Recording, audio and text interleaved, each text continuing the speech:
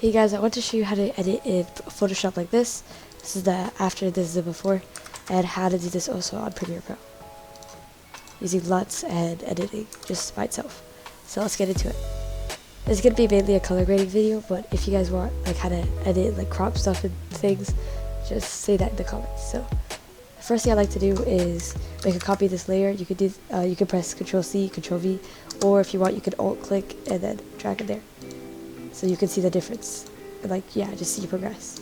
So for me, I'm not going to do that today, but if you guys want to, you can. So here there's two different camera filters. They're pretty much the same thing, but here is if you want to continue from what your edit was, and here's just like to begin. But you could use both to begin. So I'm going to click here. The first thing I like to do is go to basic and adjust the temperature. So obviously you can tell this is warm, this is cold. So I'm looking for like a cold, or not cold, more like a warm vibe. So I'm gonna push it a little bit here. I'm not obviously gonna go like that or like that. Just wanted to make it a bit. So I'm gonna go by here. That looks perfect to me. So oh, by the way, if you want to see the progress, you can just click here or hold it. And this is if you want to do auto. So here's the tint. If you want to make it green or purple, it's a little different than the temperature. So for this, I want to drain the highlight a bit because I feel like it's a bit too bright. Also, the shadows, I think, I kind of want the person to be a bit dark, so I think that's perfect. Here, I'm going to make the whites a bit bigger and the blacks a bit like this. Some people like to fully adjust exposure, but I think it's easier to control bits by bits. So yeah, I want to make the contrast a bit higher because I want this to be kind of like an old, grainy kind of photo. If you guys want to know how to add grade, I can show you that. So here, this is texture where you can see like the texture just went pretty low, and here you can make it much higher, like that. So for me, I'm just going to keep it normal. The dehaze, I feel like it adds a bit of vibrance. I'm going to use a bit of dehaze. And here's the vibrance. I'm going to add a bit here. And I think I'm good on saturation. Actually, I might not add vibrance because there's a way I'm going to do that later. I'm also going to show different ways to color grade and how to only get like color grades on specific spots. So for curves, if you've never used it, if you bring this up, it makes it brighter, lower. But if you pick this specific spot, it makes a specific spot brighter. As here, it makes, you can kind of see a difference where if you go here or here, also here. So I think I'll make this a bit brighter. I kind of want to make the blues a bit. I'm glad it has this key for you guys, so you can also see. It's kind of like warmth in a way, but to the specific person, which is really cool. Okay, I think I'm just going to keep it as it is. So if you guys want to add grade, I think it's effects. Okay, so if you guys go to effects, you can add grade, vignette, also if that's what you guys are into. Actually, I might add a vignette. And obviously you could add this much amount of grade or add none, but I think I'm going to add a bit to add to like the old kind of style. So I'm going to click OK. Okay, so remember how you made a copy of your initial image? Now you can turn it on and off to see the before and after, just so you know all the progress you made, and if you like it or not. Okay, so if you guys want to add vibrance or something like that to specific spots, you could either go here to image and adjustments, or layer to do adjustments. So I'm going to go to layer, new adjustment layer, and I want to add more vibrance to this photo, but not to the entire photo.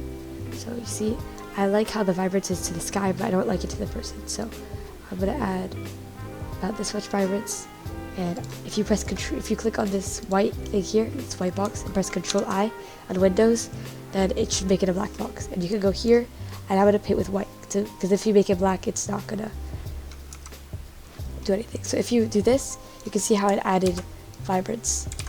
So I want it to be everything but the sky. So you guys could either go like this and go around the person, but if you press W or go to the wand tool, you press Select Subject. I press select to inverse. Now if I paint, it won't let me go anywhere.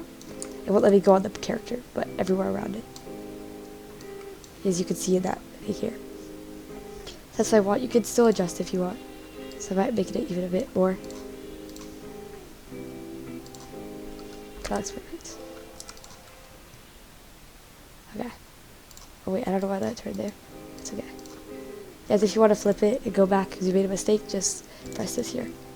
So you guys can keep doing this if you want. You can add different things like this.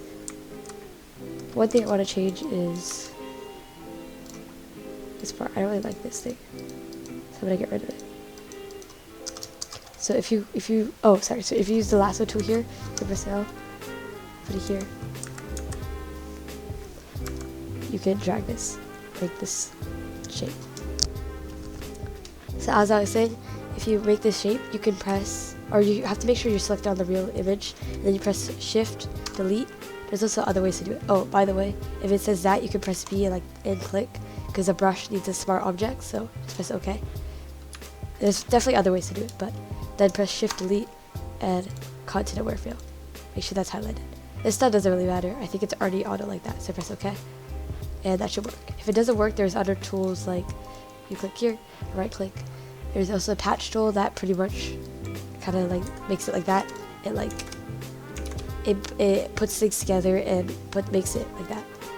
And healing brush tool, if you use that, sorry, not healing brush, spot healing brush. It also kind of does the content aware fill stuff. But that's what I'm trying to do. Make sure to save, so press Ctrl S. I already saved it before, so it's not going to give you that pop-up. So that's how you do it on Photoshop. Okay, I'm going to move on to Premiere Pro now. So for Premiere Pro, there's many ways to do it. So one way is to use a LUT pack. So here I use Daniel Schiffer's LUT pack, as I showed. So if I go here, it shows me all the LUTs I got from him. And my favorite one so far was Vista Cruz for this picture in particular.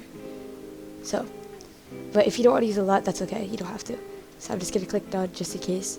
And it kind of shows you the same options as before. You can change the warmth, you can change the tint, saturation, all this stuff here. You can also change the curves and everything. So yeah. This was mainly for Photoshop, so I'm not going to go over Premiere Pro too much, but there's many beginner YouTube videos out there for how to color grade on Premiere Pro. And here you can also see the vignette. But yeah, I highly recommend getting LUTs though, because they can make it so much easier to color correct.